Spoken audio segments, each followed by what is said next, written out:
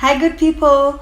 Welcome to Actualeyezit. My name is Emily Kinuthia, your vision board coach, and I'm very excited today because I'll be talking to you about building a vision board that works for you. My process is actually a very lengthy one because I take this exercise very seriously, and I like to do my vision board twice a year. Firstly, at the beginning of the year to set my goals for the year, and then in the middle of the year to do a quick review of how far I've gone with my goals and what I need to adjust along the way. For purposes of this video, I'm going to propose that you take 2 to 3 hours to build out your vision board, and I'll give you the guiding tools that I use to build my own vision board and how I make sure that it works for me. So I normally start off my vision boarding exercise with a quick review of my past year. It's always important to take stock of what has happened in the year that has passed. What are some of the highs and lows? What are some of the great achievements, great disappointments, the things that you have been able to achieve so far, some of the things that you learned about yourself along the way. So I normally kick off with a thorough evaluation of my year, the year that has passed, and I try to go through a set of questions which I'll share with you that help me sort of just self-introspect and very openly and genuinely confront myself and answer those questions. Some of the questions might surprise you, so I challenge you to get a pen and paper and write these down, and you will be able to walk this journey with me. The first question that I normally ask myself is, what is the wisest decision that I made in the last year?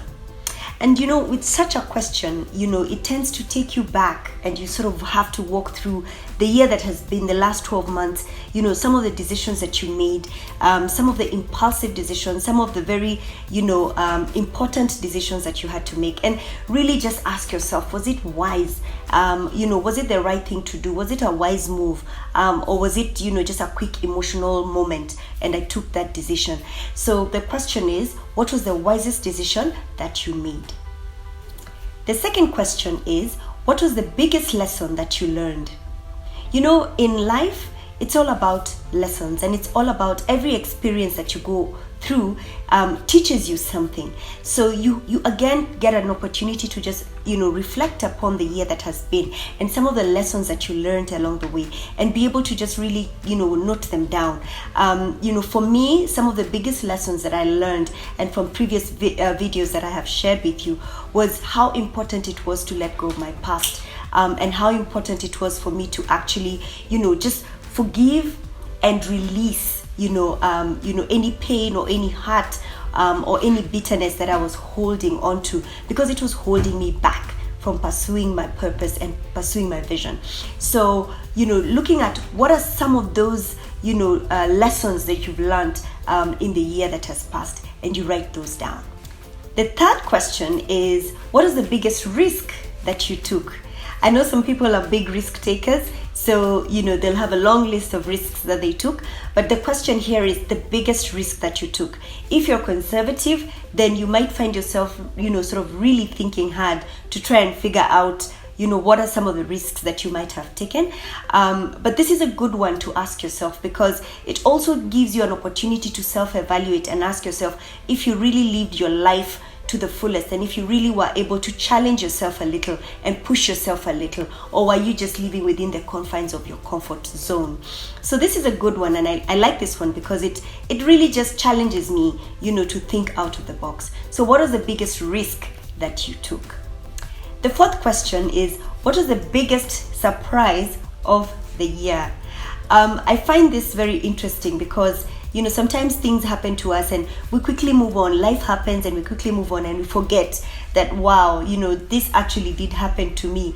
So I liked this question because when I started to self-reflect and look at the year that has been, I was quite impressed and just wowed by all the little surprises, big or small, be it moments with family, or just amazing things that happened to me across my career, at the workplace, with my friends, and just really taking time to just sit in that moment and really reflect on it and be grateful for it. So just taking a moment to look at what are some of those surprising things that came up in your life in the past year as you walk through that journey.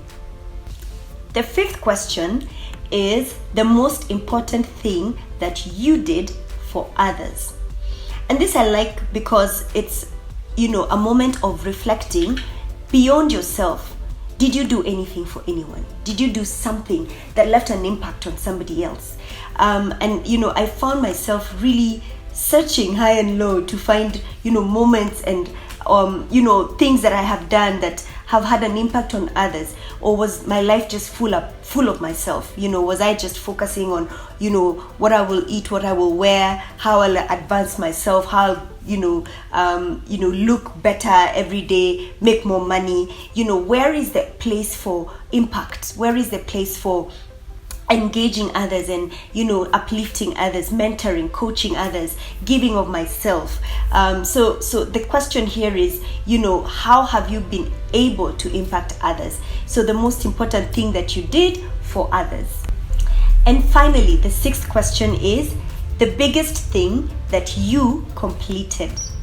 I know this is sort of a big one because a lot of times you find you start off the year with a big plan and certain things that you want to achieve, and sometimes halfway through the journey, halfway through the year, things don't really pan out as you expected, and sometimes you find you abandon some goals or you shift course and you take a different route, or you get discouraged along the way and you sort of just give up. And this is a big one because it helps you really just identify, big or small, things that you have been able to actually start and complete. And when you pick those out, it really just acts as an emotional boost and an ego boost, and it just gives you that confidence that, despite all the challenges that I was facing, I was actually able to do 1, 2, 3. I said I will start this project and I actually started it. I said I will, go through this particular course and I actually did it and I finished. I set a goal to save up X amount of money or to get out of debt, and hey, I actually did it. So it's really important to look at specific things that you are able to actually start and finish and complete, and just get a moment to pat yourself on the back and say, well done, that was a great achievement.